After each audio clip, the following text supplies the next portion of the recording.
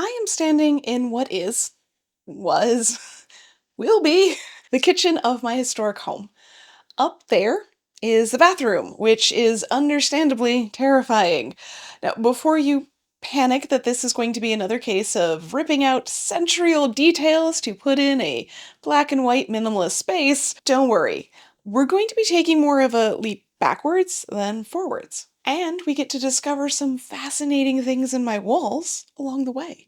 The original framing, pipes, electrical, flooring, insulation, and a few surprises have all been uncovered. While the house was technically built post-war, it uses a weird combination of old designs and new technology that make everything a bit of a mystery.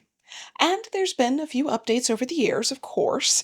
In fact, this is what the kitchen looked like a week ago. The cabinetry was put in around 1980. I was actually able to reach out to the second owner of the house who verified that. And though it was great quality, it had a lot of use over the years. Holes and worn edges in the doors, water damage under the sink, the knobs were blackened from cooking grease, and the laminate countertop was a little bit graffitied. My biggest issue was actually the fridge, which stuck into the doorway to the dining room, which also had to be shorter than the average modern fridge because of the cabinet heights. I could keep going on about things that could have been refinished or fixed up, but the true reason everything is gone comes down to, or rather, up to the bathroom. It has way more water damage, including a lopsided toilet in a space that even my shoulders get stuck in. It needs to be rearranged. And the pipes are nearing the end of their lifespan. Turns out some of them are past it. So before that small leak becomes a big one, I'm having it all gutted. I'll do another video on the plans once we get a little further along, but I do want to include a very important part in this video. The list of what is not going away. First and foremost, the doors, windows, and trim. In fact, nearly all of it is being carefully pulled off the walls so that it can be refinished. Have I ever glazed windows? No, but we're going to learn. The bathtub is, oh, squeaky floor. The bathtub is also going to be saved and refinished to match, though the old white tile is not being immediately repurposed. It has been mostly carefully removed so I can hopefully clean it up and use it maybe somewhere like my basement laundry room at some point. Technically, the kitchen cabinets also have plans in place, just not in my house. And if you're wondering why buy a house that immediately needs all of these renovations, it's because, well, other than being gorgeous, it's walking distance to so much. And now that the snow has melted, I'm back to walking as much as possible. A good reason to be thankful that the sponsor for today's video is Vivea.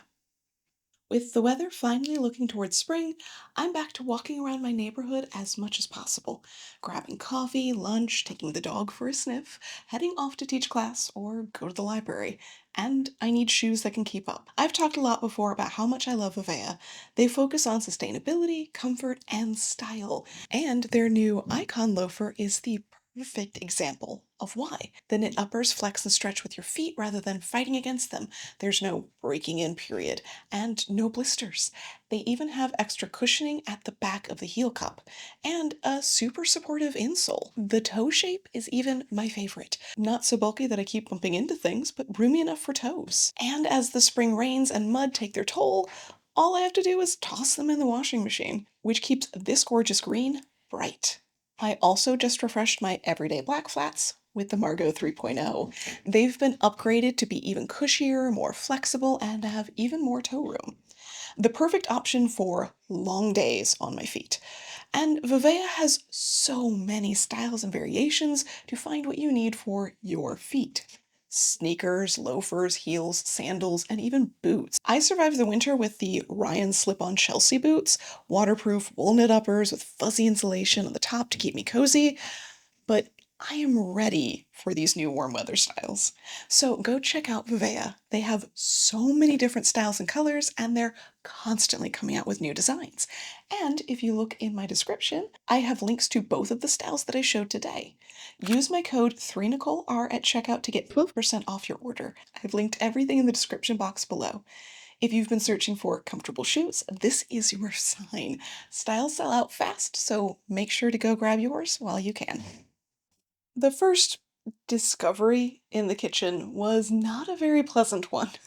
As the upper cabinets came off, the walls behind were covered in decades of dripping grease and probably a lot of nicotine. Lovely. It smelled terrible.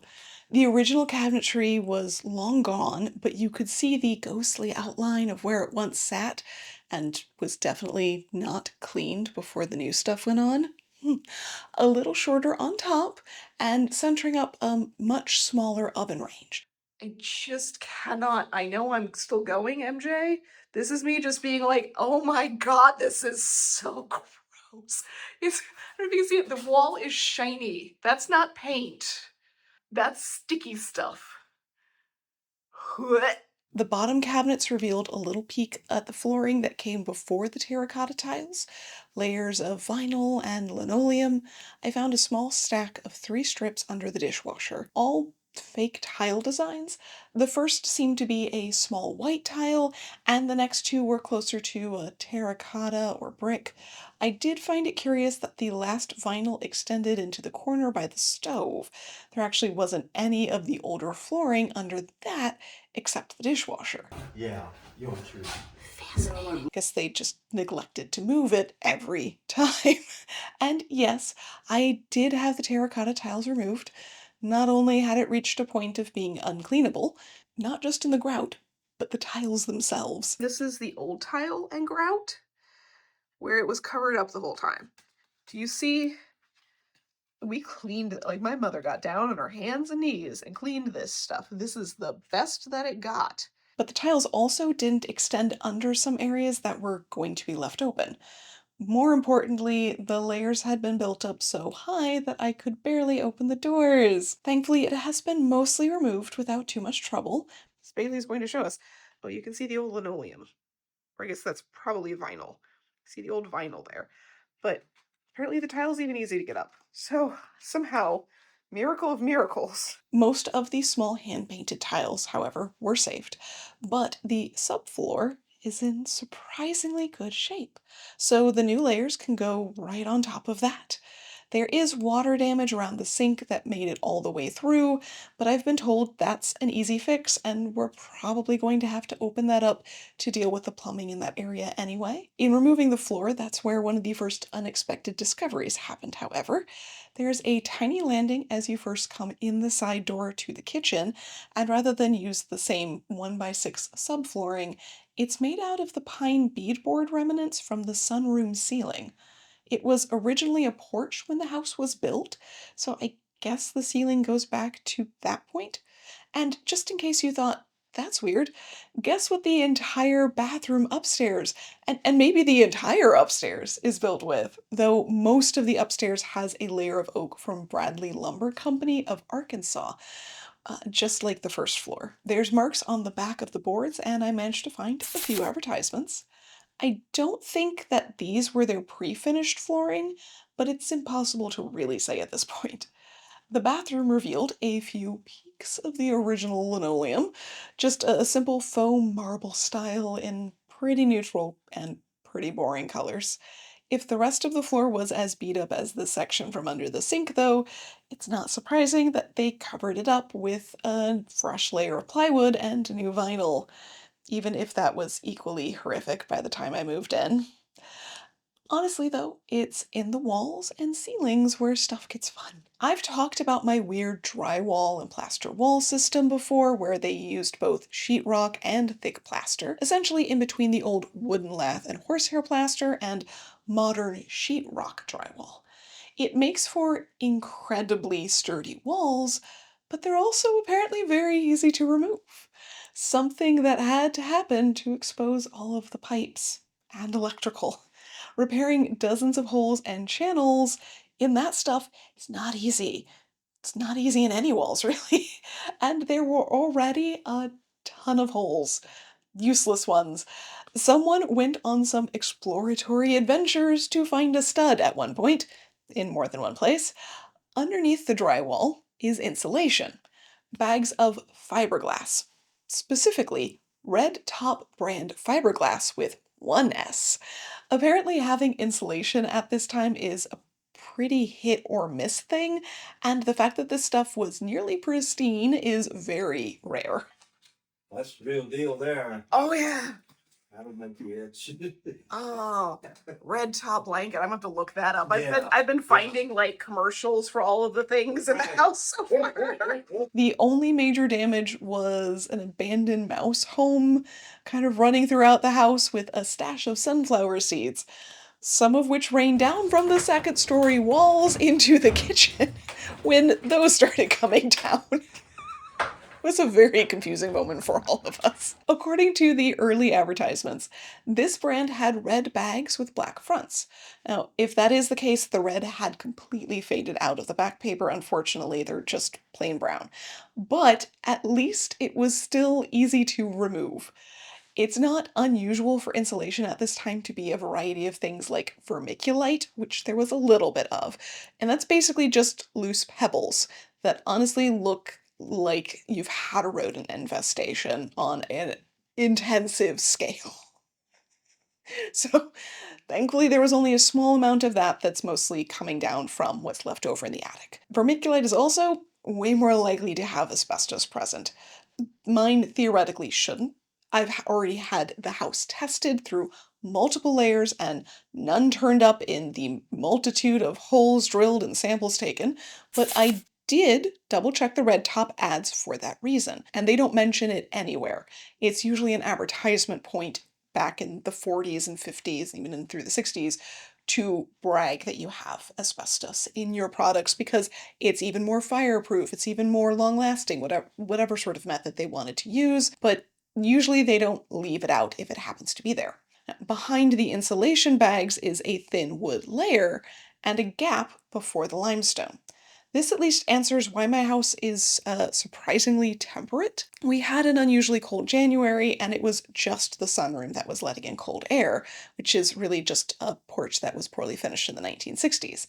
The rest of the house is over a foot of stone, insulation, plaster, and air gaps.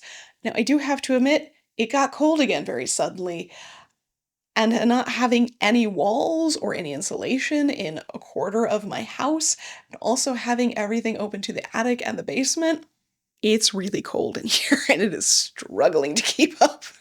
But that just shows you how effective that system is working together. By this point, though, in the deconstruction, the ceiling was starting to come down, and we were able to actually assess the situation with the wood framing, which was shockingly good. The joists are all well supported, sitting on the framed walls, and with cross bracing in between so they don't wivel back and forth, which I suppose answers the concerns over the slanted floor in this room. It's probably not sagging, just built that way, as in a world before laser levels, basically. The only weird area is around the drainage pipes that lead up to the bathroom. One of the joists was cut short to accommodate the toilet and the connections, which was actually braced to a good standard. This is actually done correctly. I want to note this. They said they'll probably adjust that with modern hangers and some of their own stuff, but it's technically within code, as is. I did notice the small additions say fire coat on them, so for some reason they chose to use wood that had been fireproofed for just this little bit. It's just as likely that this was remnants from another project, to be honest, or even maybe some other part of the house that we are not uncovering. So it may not be intentional that they're making that section fireproof, just what they had. They're all small bits. Though I suppose having extra safety around the toilet and tub isn't a bad idea. To be honest, right now I've been told not to walk in that area because if I'm gonna fall through any floors, it's that one. There's an upside down trash can over the do not go area. However, upstairs, that was not so reinforced. And that is not the fault of the original builders. In 1991, there were some small changes done to the bathroom vanity and medicine cabinet, which included cutting out a massive chunk of the framing. We know it's 1991 because there was a whole bunch of newspaper shoved in one of the spaces, specifically Chicago Tribune. Yes, there was also a cache of old straight razor blades at the bottom of the wall from the first owners. He was apparently a Silver Star guy. The water lines and drainage are in good condition considering their age, but they're still not meant to last much longer.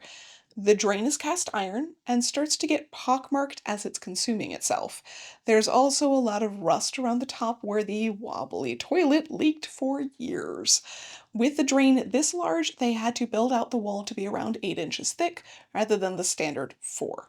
We're hoping to reduce it back closer to the 6-inch that the rest of the wall is, so there isn't a bump out.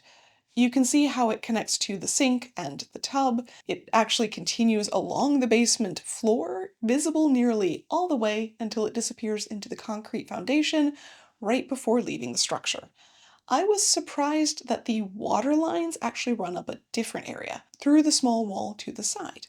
These are galvanized steel and well past the end of lifespan, usually 40 to 50 years, and it's been almost 80. Some of them, I have since discovered, are actually falling apart and would have started leaking very soon if they weren't already. I'm glad, though, that I didn't hang anything substantial on that wall because I considered putting up some big shelves.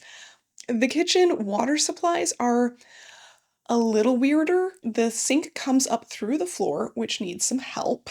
The dishwasher was added later, probably in the 1980 renovation, and the fridge water line was basically just a copper line pulled through a tiny hole and connected somewhere in what is now a covered up basement ceiling. I don't know what's going on there. All of the plumbing stuff has me curious, though, about the history of running water in homes and what types of pipes have been used, so look for that video coming up as the plumbing team gets to work with replacements. Electrical also is getting an overhaul. I genuinely don't know what half of my breakers go to. Spoiler alert, a quarter of them were just fake. It was actually almost unlabeled when I moved in, and what was there was mostly wrong. I've since discovered that the second floor has one entire breaker, lights and outlets, while the first at least has two for that. The kitchen seems to be a different one for every outlet, and there's at least 5 that I can't figure out. Yeah, it turns out 4 of those were the ones that weren't real. Most of the wires I've encountered have been copper with rubber insulation, though a few fabric-covered wires have appeared as well. Thankfully, there are very few original wires running in this area, and by bringing new ones up into the attic, I can actually drop new outlets and fix the lights upstairs. I went to replace the ceiling fan in my bedroom this weekend with a beautiful antique that I am not going to show you yet, holding back on that. And the entire box is electrified by 2 different lines and old exposed wires. It's now just a hole in the ceiling until bigger problems get sorted. You know your electrical is concerning when you have the electricians look at it and they go, "Ooh, no, that's no." So, I'm gonna have my electrician come and rerun some things. The only true mystery is what this return air vent went to. There wasn't air conditioning when the house was built, but it did have an oil boiler and forced heat situation. That means regular ductwork was run throughout. I have since been told they are absolutely massive ducts that might get changed later down the road. The regular vent is right here, was just next to the fridge, and the cut-off return is directly next to it. I'd assume it went somewhere in the kitchen, if not for the chunk of the beam they took out above it. And there's no repair damage that I found to that wall or any other to show a vent that got taken out. It didn't run upstairs because that's the floor of the hall up there, and there's a closet on the other side of that wall on the first floor. Maybe a design that they changed last minute or a vent that they forgot to connect. I don't think that mystery will probably ever get solved. Oh, but great news! My windows are of the older style with weighted sashes, and both of the kitchen windows were no longer connected. I hoped the weights were still inside and the ropes had just frayed out, since that's harder to replace the weights than the rope. They're weighted correctly to the window to be able to slide up and down easily, and they were. So at least this will be a quick fix. Once the windows get repaired and repainted and the trim gets cleaned up. Okay, so not quick overall, but that part will be. Overall, this house was built very well. There's only some small areas where the water damage made it into the subfloor or framing, while the rest of the parts are old enough to mostly be past their life expectancy. They, for the most part, aren't failing and were great quality when they were installed. A few of the renovations were more than a little questionable, like a live wire in the bathroom wall that was capped with a plastic bag from the hardware store, or the 10 or so holes in a row where they attempted to find a stud. Seriously, there's one directly under the edge of the window. You can assume there won't be another one for at least a foot. What are we doing? At one point this week, someone attempted to use a scrap piece from the old framing that was being removed as a brace for one of the new areas of plumbing, and they struggled to get a screw through it. The old wood was so much tighter grain. So, thankfully, this structure isn't going anywhere anytime soon. We are barely changing the framing. It just needs a lot of cleaning and refreshing and some new pipes and wires because ugh. Also some new drywall because that was also ugh. Seriously though, guys, I am so excited about this, also terrified. Also, at one point this week, I had 10 people working on my house at the same time. I will eventually show and update everyone on all of that, but it was this has been overwhelming. However, this does mean I get to have a lot of fun on this channel sharing with you all of the different history of the parts of the house that we're working on, the plumbing and the history behind running water in houses, electrical and the history of lighting. We get to drywall, even though, yes, I've already talked about drywall, I have not talked about popcorn ceilings or paint finishes or any of that stuff. So I'm going to do a video talking about those as well, and bathroom fixtures and kitchens and what was normal for cabinetry and so many different things that I want to cover. Tiles, who knows? Basically, anything that you've ever walked around your own house and wondered, what's the history of that? I am hoping to cover it. So if there's anything you're really curious about, let me know. Otherwise, definitely subscribe and stick around because there are going to be so many new things on this topic, as well as lots of just regular history videos as well. Hi. Would you like to say something for the camera?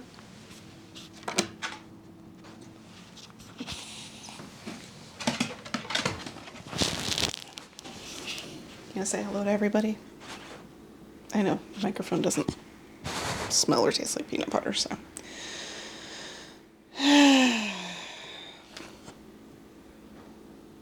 You helping? I cannot hold you for this whole video.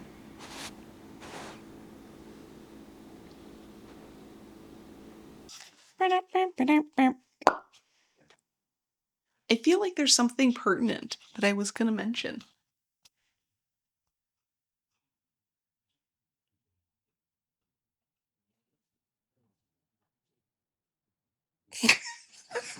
I am so tired, I am loopy. When the inside of your box looks like that, you don't want to put a new light in there. Okay, I'm gonna rephrase that away.